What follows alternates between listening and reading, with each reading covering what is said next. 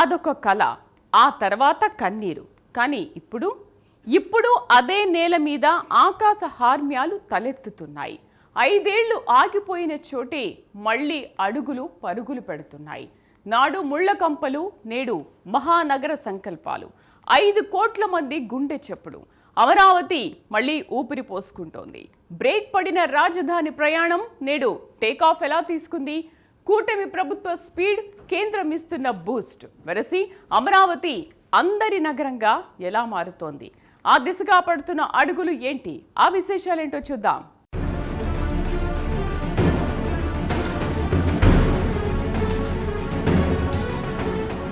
ఒక రాష్ట్ర ఆర్థిక భవిష్యత్తుకు, సమగ్ర అభివృద్ధి భరోసాకు రాజధాని ఒక ఆయుపట్టు లాంటిది. ప్రపంచ పటంలో ఆయా ప్రాంతాల్ని సగర్వంగా నిలబెట్టే ఒక అద్భుతమైన దిక్సూచి. బెంగళూరు, ముంబై, హైదరాబాద్, కోల్కతా వంటి మహానగరాలు ఈ కోవలోనే తమకంటూ ఒక సుస్థిరమైన ముద్రను వేసుకున్నాయి. ప్రత్యేకించి 2014లో రాష్ట్ర విభజన అనే గాయంతో రగిలిపోయిన ఆంధ్రప్రదేశ్కు ఒక బలమైన క్యాపిటల్ సిటీ ఆశలు ఇప్పుడు పూర్తిస్థాయిలో నెరవేరేలా అడుగులు స్పీడ్ అందుకున్నాయి. నాడు బ్రేక్, నేడు టేకాఫ్ అనే సరికొత్త అధ్యయనానికి ఏపీ శ్రీకారం చుట్టింది. ఒక రాజధాని కేవలం మాటల్లోనో కాగితాల్లోనో ఉంటే సరిపోదు. దాన్ని ఆచరణలోకి తీసుకురావడం రాష్ట్ర ప్రభుత్వానికి ఎంత కీలకమో కేంద్ర ప్రభుత్వం సహకారం కూడా అంతే అవసరం. ఇప్పుడు ఆ దిశగానే చక్రం తిరుగుతోందని మనకు స్పష్టంగా అర్థమవుతోంది.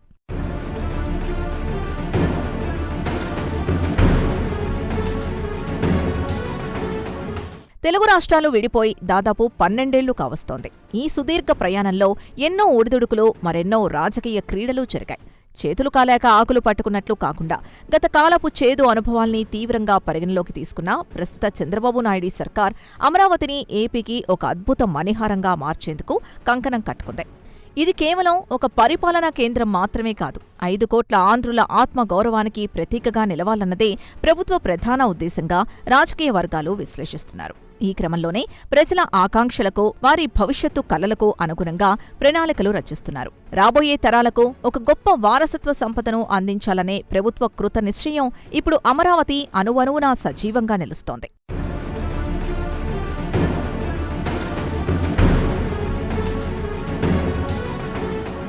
తొలినాళ్లలో రాజధాని నిర్మాణ తంతుపై అప్పటి ప్రతిపక్ష వైసీపీ చేసిన ప్రచారం అంతా ఇంతా కాదు. అమరావతి కేవలం ఒక సామాజిక వర్గానికే పరిమితమంటూ చేసిన ఆరోపణలు నాడు టీడీపీ సర్కారుకు తీవ్ర డ్యామేజ్ చేశాయి. ఆ నెగటివ్ నెరేటివ్ ప్రజల్లోకి తీసుకెళ్లడంలో అప్పటి ప్రతిపక్ష నేత, వైసీపీ అధినేత జగన్ సక్సెస్ అయ్యారనే చెప్పాలి. కానీ నేటి కూటమి ప్రభుత్వం ఈ విషయంలో అత్యంత అప్రమత్తమైంది. రాజధాని అంటే కేవలం ఒక వర్గానికో, మతానికో సంబంధించింది కాదని, అది యావత్తు ఆంధ్రజాతికి చెందిన అంశమని ప్రజల్లోకి బలంగా తీసుకెళ్తోంది. అమరావతి అంటే ఇది అందరి రాజధాని అనే సార్వజనీన భావనను ప్రతి ఒక్కరి గుండెల్లో నాటేందుకు ముఖ్యమంత్రి చంద్రబాబు వ్యూహాత్మకంగా వేస్తున్న అడుగులు నేడు సర్వత్రా ప్రశంసలు అందుకుంటున్నాయి.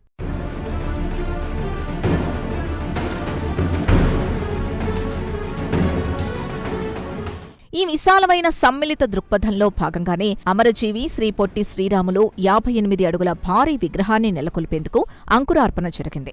ఇది కేవలం ఒక విగ్రహ ఏర్పాటు మాత్రమే కాదు, యావత్తు తెలుగు జాతి కోసం ప్రాణాలర్పించిన ఆ మహనీయుని త్యాగానికిస్తున్న ఘన నివాళి. ఈ నిర్ణయం ద్వారా ప్రభుత్వం ఒక స్పష్టమైన సంకేతాలిస్తోంది. రాజధాని అనేది ఒక గొప్ప చారిత్రక పునాది మీద త్యాగధనుల స్ఫూర్తితో నిర్మితమవుతోందనే భరోసాని కల్పిస్తోంది.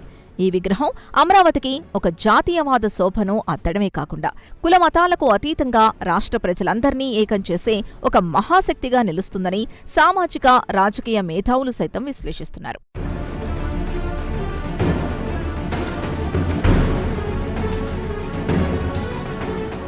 అందరి రాజధానిగా అమరావతిని తీర్చిదిద్దే ఈ చారిత్రక క్రమంలో ఆధ్యాత్మికతకు, సర్వమత సమ్మతానికి ప్రభుత్వం పెద్దపీట వేస్తోంది.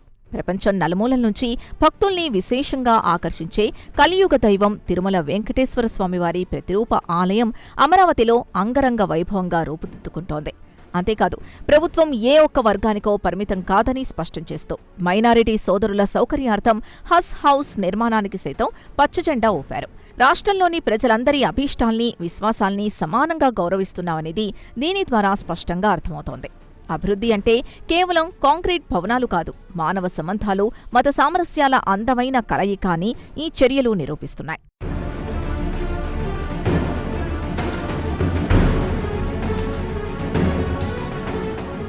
రాష్ట్ర వ్యాప్తంగా అభివృద్ధి ఆయా జిల్లాల్లో సమతుల్యంగా సాగేలా వికేంద్రీకరణ నిర్ణయాలు తీసుకోవడం ఒక ఎత్తైతే, వీటన్నిటికీ సెంటర్ ఆఫ్ అట్రాక్షన్గా అమరావతిని ఒక అంతర్జాతీయ స్థాయి క్యాపిటల్ సిటీగా నిలబెట్టడమే చంద్రబాబు సర్కార్ ఏకైక ఎజెండా. ఈ మహాయజ్ఞంలో డిప్యూటీ సీఎం పవన్ కళ్యాణ్ సైతం ముఖ్యమంత్రి ఆలోచనా విధానాన్ని పూర్తిగా బలపరుస్తున్నారు.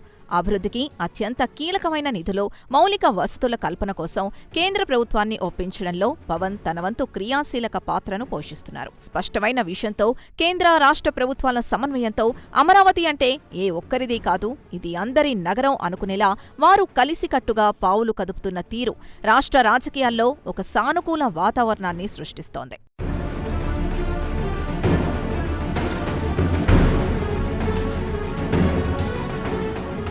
రాజధాని అంటే కేవలం పరిపాలనా భవనాలు మాత్రమే కాదు, అది రాష్ట్ర యువత భవితకు భరోసానిచ్చే ఒక మహా ఆర్థిక కేంద్రం.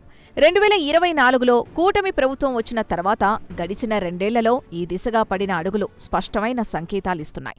గతంలో పెట్టుబడులు వెనక్కి మళ్లిపోవడంతో నిరుత్సాహపడిన యువతకు నేడు అమరావతి సరికొత్త ఆశలు రేకెత్తిస్తోంది. మళ్లీ ఐటీ, ఫార్మా, బహుళజాతి సంస్థలు రాజధానిలో కొలువు తీరుతుండడం మార్కెట్ వర్గాల్లో చర్చనీయాంశంగా మారింది. యువతకు భారీగా ఉద్యోగావకాశాలు సృష్టించడం ద్వారా అమరావతిని రాష్ట్రానికి ఒక ఎకనామిక్ ఇంజిన్లా మార్చాలన్న ప్రభుత్వ లక్ష్యం 2 సంవత్సరాల్లోనే సత్ఫలితాలనిస్తోందని మనకు అర్థమవుతోంది. ప్రజల జీవన ప్రమాణాలు పెరిగినప్పుడే ఇది అందరి రాజధాని అన్న మాటకు అసలైన సార్థకత చేకూరుతుందని మేధావులు విశ్లేషిస్తున్నారు.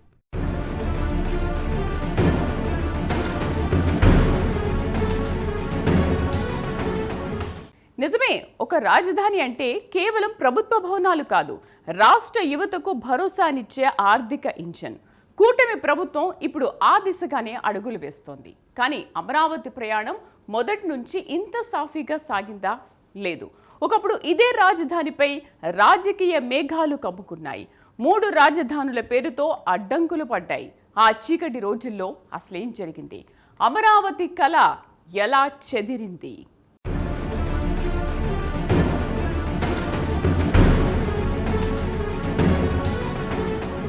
ఒక్కసారి గతంలోకి తొంగిచూస్తే 2014లో అప్పటి టీడీపీ సర్కారు అమరావతిని రాజధానిగా ప్రతిపాదించినప్పుడు నాడు ప్రతిపక్షంలో ఉన్న వైసీపీ సైతం అసెంబ్లీ సాక్షిగా తలూపింది. కానీ అనూహ్యంగా 2019లో ఫ్యాన్ పార్టీ విజయ ఢంకా మోగించి సీఎం పీఠాన్ని వైఎస్ జగన్ అధిష్ఠించిన తర్వాత పరిస్థితులు పూర్తిగా తారుమారయ్యాయి. నాడు తామే స్వయంగా ఓకే చేసిన రాజధాని ప్రతిపాదనపై వైసీపీ అధినేత అనూహ్యంగా యూటర్న్ తీసుకున్నారు. గత ప్రభుత్వ నిర్ణయం సహేతుకంగా లేదంటూ కొత్తగా 3 రాజధానుల ప్రతిపాదనను తెరపైకి తీసుకురావడం అప్పట్లో దేశవ్యాప్తంగా పెద్ద చర్చనీయాంశంగా మారింది. ఇక్కడే దశాబ్దాల ఆంధ్రుల రాజధాని కలల ఆశలకు, అభివృద్ధికి ఒక్కసారిగా బ్రేక్ పడేలా రాజకీయ పరిణామాలు మారిపోయాయి.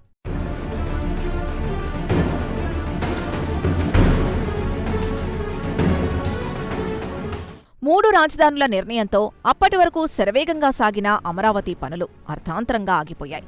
అప్పటికే రాష్ట్ర ఆర్థిక పరిస్థితి అంతంతమాత్రంగా ఉంటే మూలిగే నక్క మీద తాటికాయ పడ్డట్టు క్యాపిటల్ మార్పు ప్రకటనతో పెట్టుబడులు వెనక్కి మళ్లాయి. వివిధ పరిశ్రమలు, రియల్ ఎస్టేట్, సామాన్య వర్గాలపై దీని ప్రభావం తీవ్రంగా పడింది.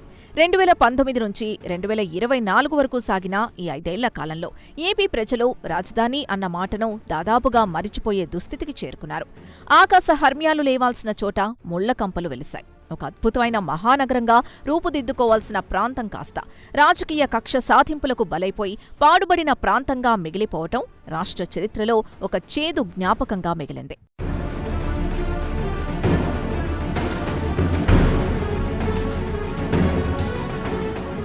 చీకటి తర్వాత వెలుగొచ్చినట్లు 2024 ఎన్నికల్లో ప్రజలు తిరిగి చంద్రబాబుకు పట్టం కట్టడంతో కూటమి ప్రభుత్వం భారీ మెజారిటీతో అధికారంలోకొచ్చింది. ఇక్కడి నుంచే నాడు పడిన బ్రేక్లకు ఎండ్కార్డు పడి నేడు అమరావతి సరికొత్త టేకాఫ్ దశకు చేరుకుంది. రాజధాని నిర్మాణంపై ప్రజల్లో ఆశలు మళ్లీ బలంగా చిగురించాయి. ఈ మహాకార్యాచరణకు కేంద్ర ప్రభుత్వం అండగా నిలవడం, నిధులు భారీగా కేటాయించడం వంటి పరిణామాలతో అభివృద్ధి పనులు విపరీతంగా ఊపందుకున్నాయి. వరల్డ్ బ్యాంక్ నిధులు, జాతీయ పెట్టుబడులు, అత్యాధునిక కట్టడాలు, మౌలిక సదుపాయాల స్వరూపం ఇప్పుడు అమరావతి ముఖచిత్రాన్ని క్షణక్షణానికి మార్చేస్తున్నాయి. నాడు నిరాశాలముకున్న చోట నేడు భవిష్యత్తుపై అపారమైన నమ్మకం మొలకెత్తుతోంది.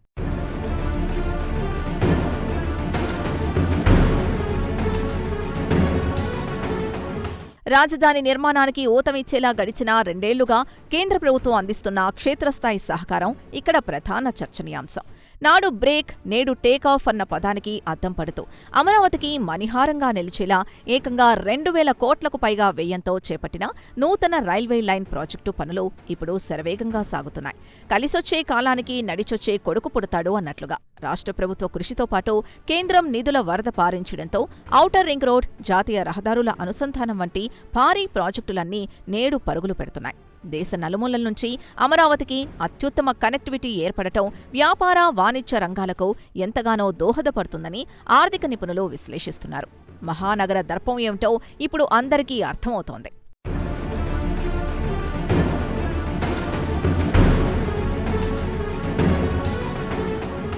ఇక్కడే విషనరీ లీడర్ చంద్రబాబు నాయుడులోని అపారమైన సీనియారిటీ, దార్శనికత మరోమారు ప్రపంచానికి బయటపడేలా చేసింది.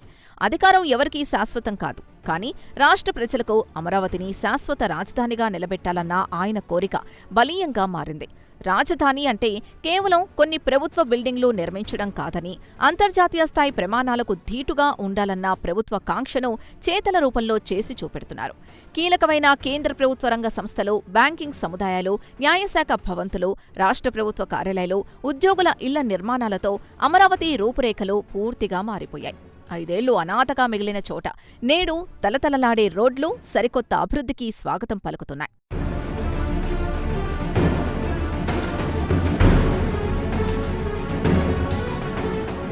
గత 2 ఏళ్ల పరిణామాల్ని నిశితంగా గమనిస్తే అమరావతి రూపురేఖలు ఎంత వేగంగా మారుతున్నాయో మనకు స్పష్టంగా అర్థమవుతోంది.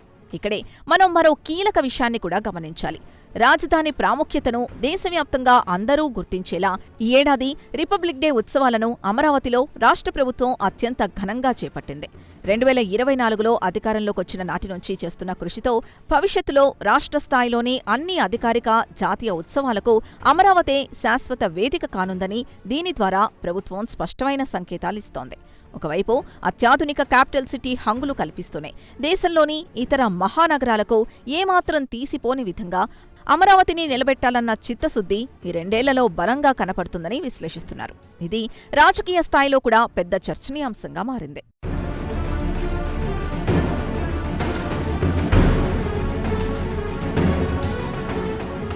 రాజకీయాలు ఎవరికీ శాశ్వతం కాదు, కానీ రాష్ట్రానికి రాజధాని శాశ్వతం. 5 ఏళ్ల పాటు ఆగిపోయిన అమరావతి నేడు తన ఉనికిని చాటుకోవడమే కాదు, తన సత్తా ఏంటో దేశానికి చూపిస్తోంది. పార్లమెంటు చట్టబద్ధత అనే రక్షణ కవచంతో అమరావతి ఇక తిరుగులేని మహానగరంగా చరిత్రలో నిలిచిపోవడం ఖాయం. ఇది కేవలం ఇటుకలు, సిమెంటుతో కడుతున్న నగరం కాదు, ఎన్నో అవమానాలను తట్టుకొని నిలబడిన ఒక జాతి ఆత్మ గౌరవ ప్రతీక. ఇది 5 కోట్ల ఆంధ్రుల అమరావతి.